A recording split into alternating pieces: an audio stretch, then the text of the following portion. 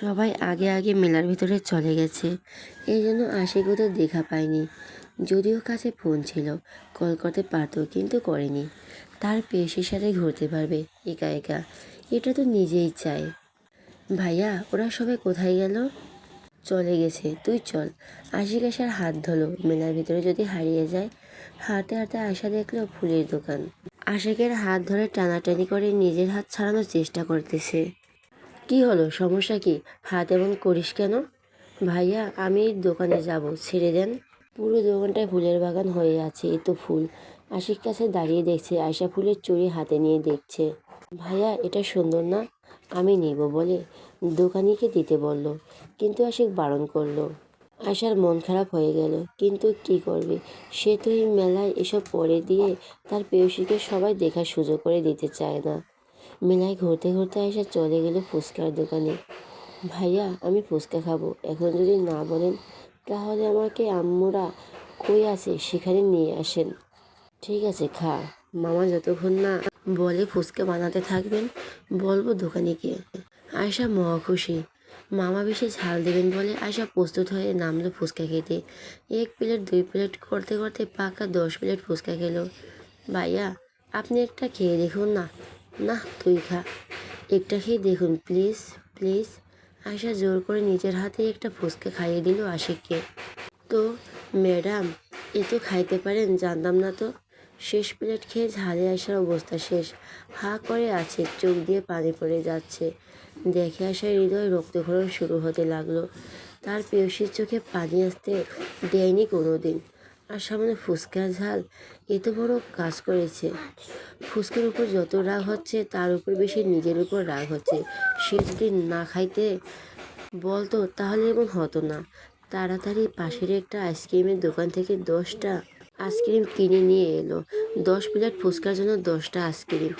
একটা আয়শার হাতে দিয়ে বাকিগুলো নিজের কাছে রেখে তাড়াতাড়ি খেতে বলো। ভাইয়া, এতগুলো আইসক্রিম কার জন্য? বাড়ির সবাই দেখা পেয়েছেন? না, তাহলে তো আইসক্রিম তো গলে যাবে। গাড়িতে চল বলে ফুচকার বিল পরিশোধ করে গাড়িতে নিয়ে গেল। এসব এখন শেষ করবি? কি, এসব আমার? থ্যাংক ইউ ভাইয়া বলে খেতে লাগলো। একটা করে শেষ করলো আর আশিক একটা একটা করে খুলে দিচ্ছে। সব খাওয়া শেষ, আয়শার মুখে লেগে আছে। আশিক ঝুঁকে টিস্যু পেপার দিয়ে মুখ পরিষ্কার করে দিল। আয়শা তাকিয়ে আছে। মুভিতে নায়ক নায়িকাদের এভাবে পরিষ্কার করে দেয়। মণিপতি আসার লজ্জায় গাল লাল হয়ে গেল। খাওয়া শেষ করে আশিক আবার মেলার ভিতরে নিয়ে গেল। মেলার এক পাশে ছোট্ট একটা নদী আছে। নদীর পরে একটা সুন্দর বকুল ফুলের গাছ। সেখানে নিয়ে গেল আয়শাকে।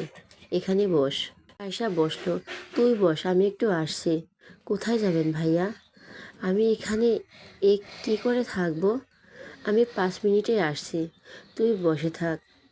এখান থেকে উঠতে যেন না দেখি। আচ্ছা। ভাইয়া, এখনো কেন আসছে না? আমার তো ভয় করছে। পাশে কিছু বকাটে ছেলে আয়শা দিকে তাকিয়েছিল। আশেপাশে কাউকে না দেখে এসে জিজ্ঞেস করলো, কি সুন্দরী, একা নাকি? আয়শার ভয়ে হাত পা কাঁপছে। পেছন থেকে আশিক আয়শার কাছে এগিয়ে যেতে যেতে বলো, না, সঙ্গে আমিও আছি। কেন, দাওয়াত দিবে নাকি? আশিকে দেখে ওরা ভয় পেয়ে চলে গেল। কি হচ্ছে, ভয় পাচ্ছিস কেন? আমার শেষ নিঃশ্বাস পড়া পর্যন্ত তোর শরীরে ফুলের টোকা কেউ দিতে পারবে না। তুই পর্যন্ত আসা কল্পনা আগে আমার সাথে মোকাবেলা করতে হবে। আয়শা অবাক নয়নে আশিকের দিকে তাকিয়ে আছে। আশিক আয়শার পায়ে হাত দিতেই, এ কি ভাইয়া, আপনি পায়ে হাত দিচ্ছেন কেন? চুপ থাক, একটা কথাও না। আয়শা চুপ মেরে গেল। আশিক আয়শার পায়ে 4 ইঞ্চি হিল জুতো খুলে একটা শো করিয়ে দিল। আশা থেকে লক্ষ্য করেছে আয়শা ভালো করে হাঁটতে পারছে না এই জুতো পরে। আয়শা চুপ করে শুধু দেখিয়ে যাচ্ছে। জুতো পরার শেষে আয়শা উঠে নদীর ধারে দাঁড়িয়ে আছে। কত সুন্দর প্রকৃতির বাতাস। এই বাতাস মন ভালো হয়ে যাওয়ার ওষুধ। বকুল ফুল পরে আছে। আয়শা কিছু ফুল কুড়িয়ে নিচ্ছে। তখন মনে হলো আশিকে দেওয়া ফোনের কথা। সাথে সাথে সাইড ব্যাগ থেকে ফোন বের করে ক্যামেরা অন করলো। ক্যামেরা এত সুন্দর ক্লিয়ার। খুশিতে করে একটা প্রকৃতির ছবি তুলে নিল। নিজের ছবি কি করে তুলবে, এটাই চিন্তার বিষয়। আশিক বসে ফোন টিপছে। কাছে গিয়ে বলল, ভাইয়া, আমাকে একটা ছবি তুলে দিবেন?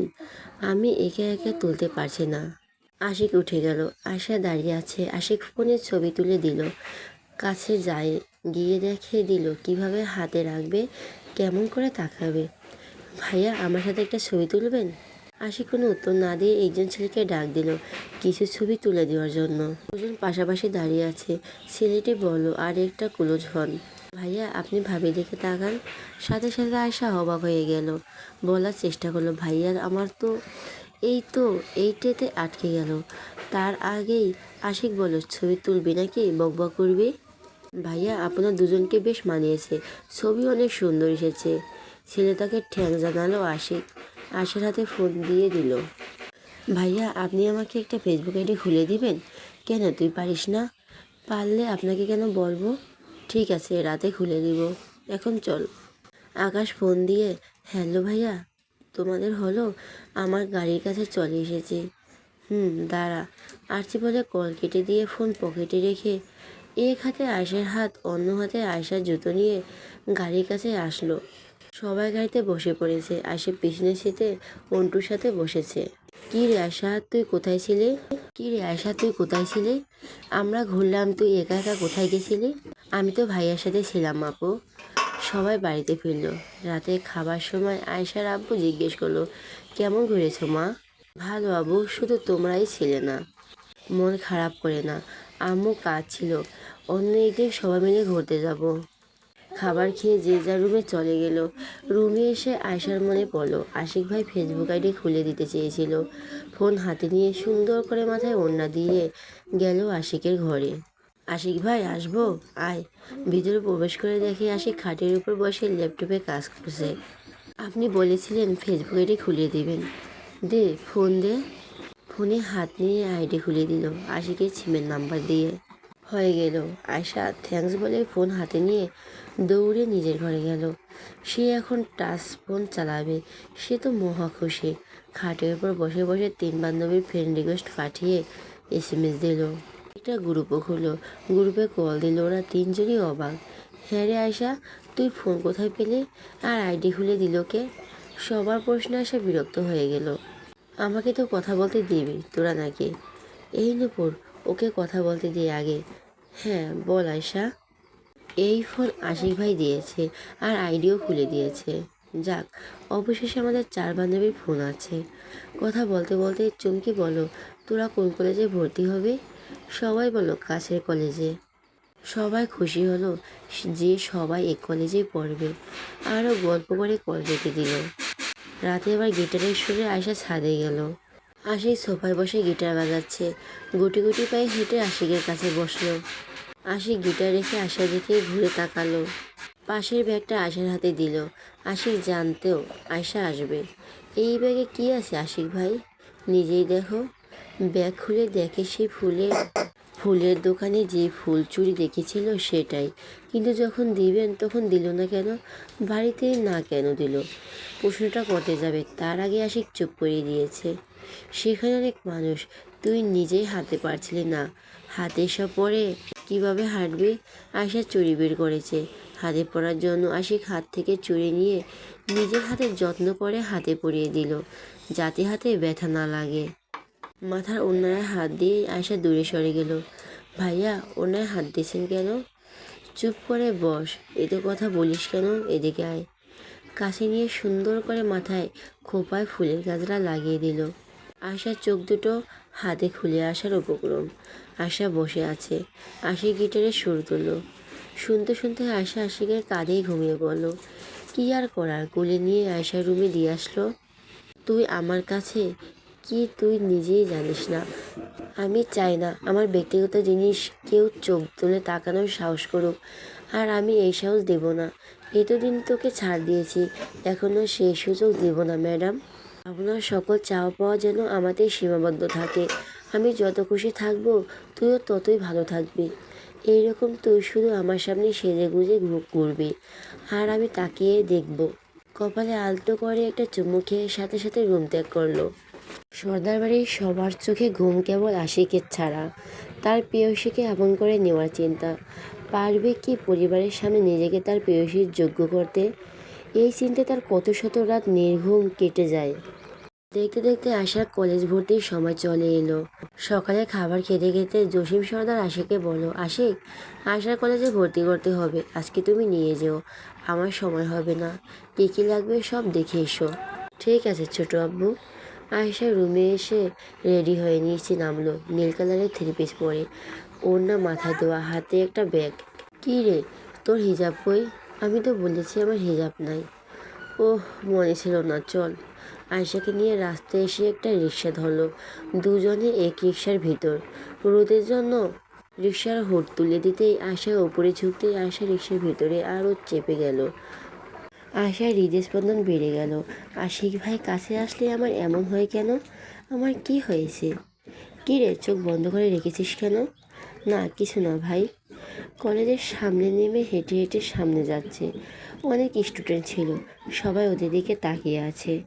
অনেকে বলতেছে কেবল মনে হয়, কি সুন্দর জোটে। অনেকে আবার জেলাস। আশিক রিক্সা থেকে নামার পরে মুখে মাস্ক পরে নিয়েছে।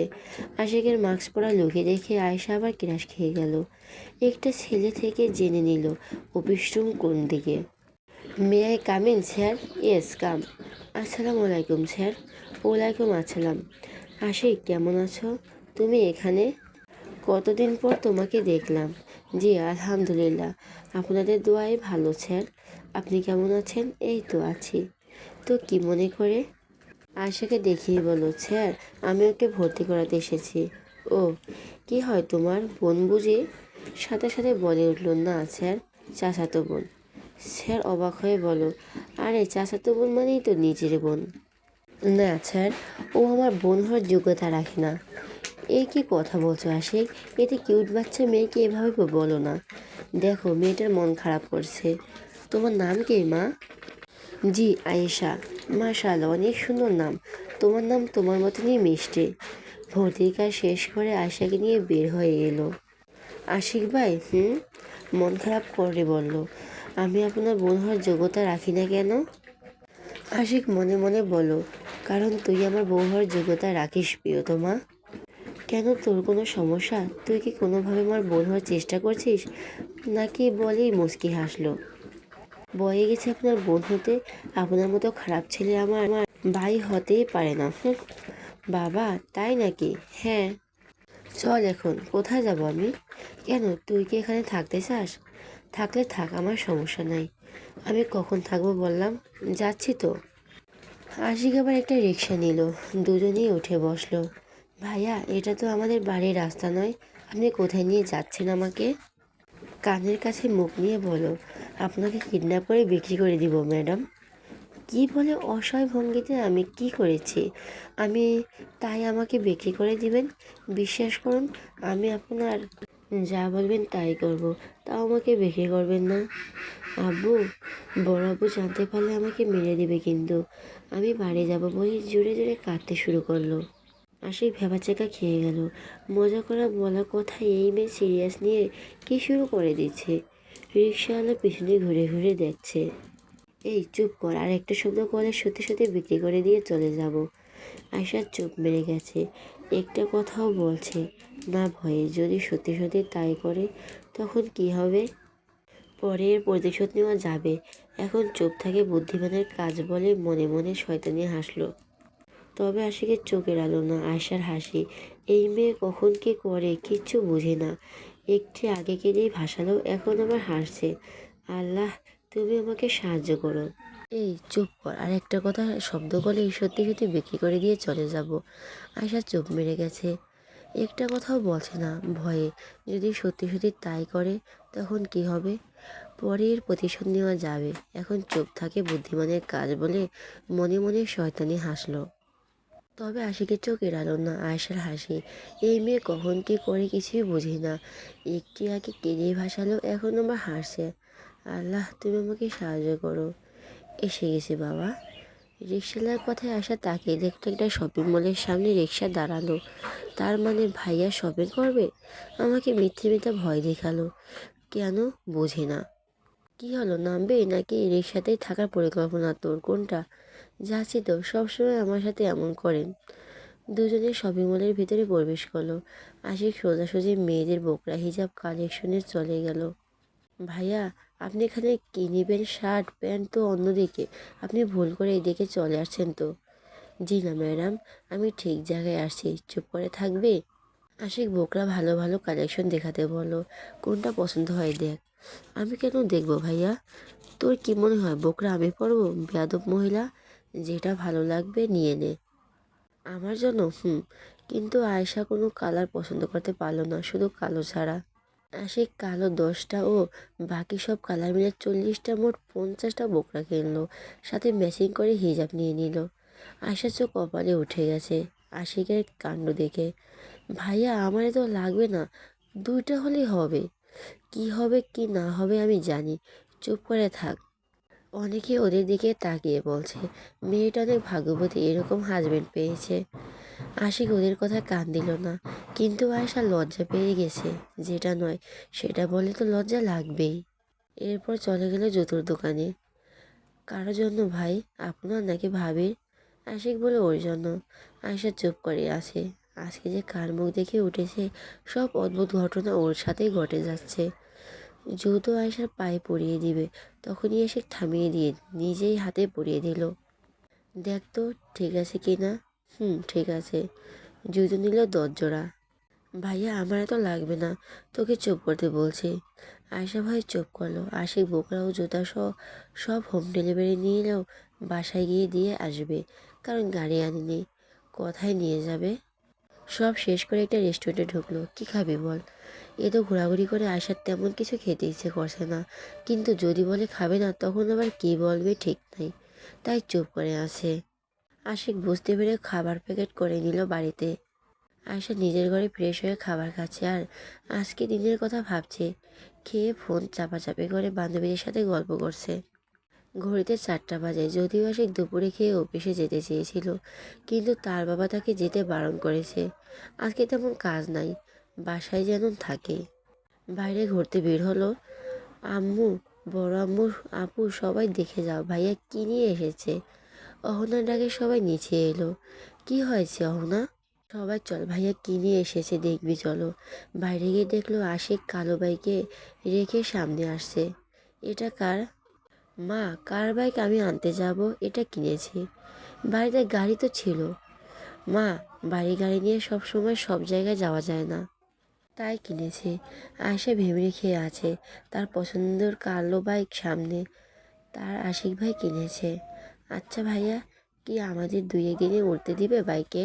বাইক ছেলেদের ইমোশনাল থাকে, কিন্তু মেয়েদের হয়েও আয়েশা বাইকের প্রতি এত ইমোশনাল কীভাবে? বাইক তার অনেক ভালো লাগে, সে মনে করে বাইক ছেলেদের সৌন্দর্য। সে যাকে পছন্দ করবে তার বাইক থাকতেই হবে। রাতে খাবার টেবিলে আসলাম। আসলাম সর্দার বলল, তুমি বাইক কিনেছো ভালো কথা, আমি কোনো বাধা দিব না। তবে এই বাইকের জন্য তোমার যদি কিছু হয়, তখন আমার থেকে খারাপ কেউ হবে না, মনে রেখো। আশিক চুপচাপ শুনে যাচ্ছে। খাওয়া শেষ করে আসা ঘরে গিয়ে পার্সেল খুললো। তার তার যে কি আনন্দ হচ্ছে। বকুড়ার জুতো বিকেল 4টার দিকে গেছে, সেসবই খুলে খুলে দেখছে। প্রত্যেকটা কালার অসাধারণ। ভাইয়ার পছন্দ আছে বলতেই হবে। এ তো কালারের নাম তো আমি নিজেই জানি না। রাতে বারান্দায় দাঁড়িয়ে অপেক্ষা করছে কখন আশিক ছাদে যাবে, তখন আয়শাও যাবে ধন্যবাদ দিতে। কিন্তু কি করার, অষ্টদশীর মন ভেঙে আশিক সেদিনই রাতে আর ছাদে আসলো না। এদিকে অপেক্ষা করতে করতে আসা বারান্দার দোলনায় ঘুমিয়ে গেল।